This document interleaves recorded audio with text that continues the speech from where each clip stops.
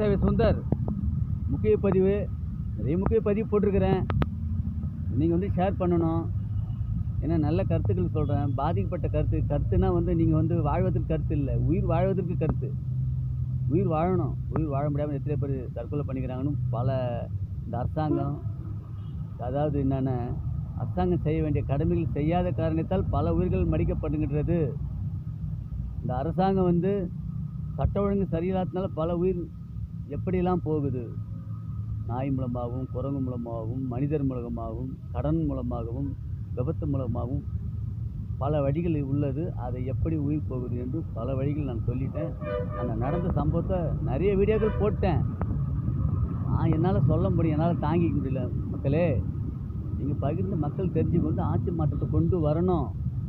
எதுக்கு வேணாலும் போடுங்க, திமுகவுக்கு மட்டும் போடாதீங்கன்னு சொல்வதற்கு தான் இந்த பதிவு. என்ன சொல்ல வரேன்னா, இந்த தமிழ்நாட்டில் மட்டும் நிறைய வீடியோக்கள் போட்டேன், நிறைய பாதிப்புகள் போட்டேன் மனிதர்களுக்கு. நான் என்னன்றேன்னா, ஒரு ஒரு முக்கியமான மனிதர்கள் இருக்கிறாங்க, செத்தும் வாழ்ந்துன்னு இருக்கிறாங்க, கண்ணு இருந்தும் கண்ணு தெரியாமல் வாழ்ந்துன்னு இருக்கிறாங்க. அவங்க தான் பிளைண்டு, பார்வையற்றோர். தமிழ்நாட்டில் எத்தனை பேர் இருக்கிறாங்க தெரியுங்களா? 1,24,405 பேர் புள்ளி வரும். ஆனால் இந்த 4 வருடத்தில் ஒரு 15,000 பேர் ஏறி இருக்கிறாங்க, கூடுதலாக இருக்கிறாங்க. அதை கணக்கிட முடியல. ஏற்கனவே கணக்கிட்டபடி 60,000 பேர் பட்டதாரிகளாக இருக்கிறாங்க, அவங்களுக்கு வேலை இல்லை. மீதி நபர்கள் இந்த வத்தி விற்றுக்குன்னு, மிட்டாய் விற்றுக்குன்னு, ட்ரெயினில், பஸ்ஸில், தெருவோரம் வியாபாரம் செய்து கொண்டு வயிற்று பிழைப்பு நடத்தி கொண்டு வருகிறார்கள். பார்வையற்றோர், அதாவது பிளைண்டு, கண்ணு தெரியாதவர்கள்.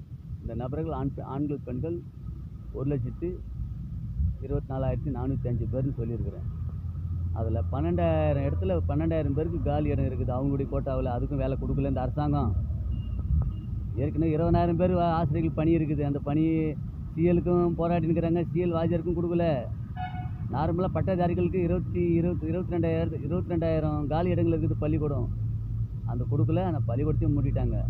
மக்களே பார்த்துக்குங்க, எவ்வளோ கேவலமான ஆட்சி நடக்குதுன்னு பார்த்துக்குங்க. நான் ரெண்டு கட்சிக்காரங்களுமே சொல்கிறேன். திராவிட கட்சிகள் வந்து 76 ஆண்டா இப்படி நடக்குது. உண்டை போகிற ஆயா வேலை கூட கிடைக்கலன்னு நான் சொல்லியிருக்கிறேன். கல்லாரி வேலைக்கு 12 லட்சம், உண்டை போகிற ஆயா வேலைக்கு 8 லட்சம். அதுக்கு கொடுத்துட்டு காசும் வராமல், வேலையும் வராமல் நிறைய தவிச்சிட்டு இருக்கிறாங்க. நானும் நிறைய போராடி வருகிறேன். அதனால் இந்த பிளைண்டு, கண்ணு தெரியாதவர்கள், அவங்க முகத்தை அவங்களே பார்க்க முடியாது, கண்ணாடியில் கூட பார்க்க முடியாது. அவங்க மனைவியும் அவங்க மக்களையும், இல்லை கண்ணு தெரியாத இருந்தாலும் இந்த உலகத்தையும் அவங்க கண்ணால் பார்க்க முடியாது. கண்ணை முடியும் நம்மளால் ஒரு 10 நிமிஷம் இருந்தால் ஒரு மாதிரியாக இருக்குது. கொடூரமான வாழ்க்கை இந்த கண்ணு தெரியாதவர்கள். நான் மறந்துட்டேன் வீடியோ போட.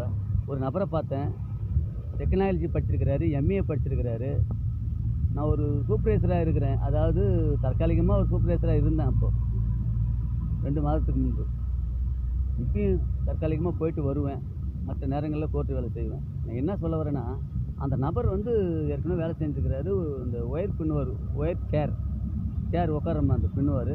கண்ணு தெரியாத கஷ்டப்பட்டு பின்னுவார். நல்லா இருக்கிறவனா வேலைக்கு போக மாட்டான், ஒரு கோட்டுக்கு கொலை பண்ணுறான், கொள்ளை அடிக்கிறான், கிட்னி திடுறான். ஆனால் இவன் என்ன பண்ணுறான், கஷ்டப்படணும், கண்ணு தெரியாமல் பிச்சை கொடுத்தா கூட வாங்க மாட்டான், காசு கொடுத்தா கூட வாங்க மாட்டான், 1 ரூபா 2 ரூபா கொடுத்தா கூட வாங்க மாட்டான், 10 ரூபா கொடுத்தா வாங்க மாட்டான்.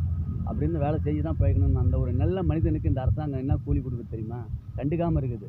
அதனால் அந்த நபர் வந்தார், அவர் அனுமதித்தேன் அந்த அப்பார்ட்மெண்ட்டுக்குள்ளே. நான் தான் சூப்பர்வைசர், அனுமதிக்கணும்.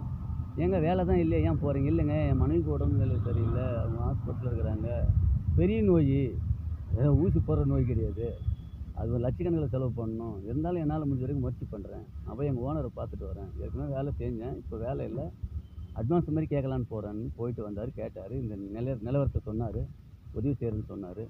அப்படியே ஒரு மாதிரியாக இருக்கிறாரு. கண்ணு தெரியல. நான் தான் வந்து அவர் பஸ் ஏற்றி விட்டேன். கண்ணு தெரியாத இவ்வளோ தூரம் அவர் பயணிக்கிறாரு, அவர் சொந்த ஊருக்கு போகிறாரு. அதனால் அது மாதிரி நபருக்கு என்னால் முடிஞ்ச ஒரு 3,000 ரூபாய் கொடுத்தேன். என்னால் முடிஞ்சது. அதாவது லட்சாதிபதியாக இருந்தால் 10 லட்சம் கொடுத்துருப்பேன், பணக்காரனாக இருந்தால் 10,000 கொடுத்துருப்பேன். நான் நடுநிலையான ஒரு கூலிக்காரன் என்பதால் 3,000 தான் கொடுத்துருக்குறேன். அதே போட்டு உங்களெல்லாம் பைசா அவருக்கு உதவி செய்யணும்னு சொல்ல வரல, அதுக்கு நான் வீடியோ போடலை. இந்த ஆட்சி மாற்றம் கொண்டு வந்தாலே இது போல் நான் பல வீடியோக்கள் போடுவேன் அவருக்காக. இந்த கவனத்திற்கு அரசாங்கம் கவனத்திற்கு கொண்டு வந்த பிறகு கவனம் ஈர்த்த பிறகு இந்த அரசாங்கம் கணக்கிட்டு எடுத்து அதாவது அவங்கள வந்து கணக்கீடு எடுத்து எத்தனை நபர்கள் இருக்கிறாங்க என்று அவங்களுக்கு உதவி செய்வாங்க, அவங்களுக்கு வேலை கொடுப்பாங்க. அது என்னுடைய கருத்து. இது நடக்கும். அதுக்கு போராடுவேன். ஆகையினால நீங்கள் உதவி செய்ய தேவையில்ல. இந்த வீடியோவை பகிருங்க.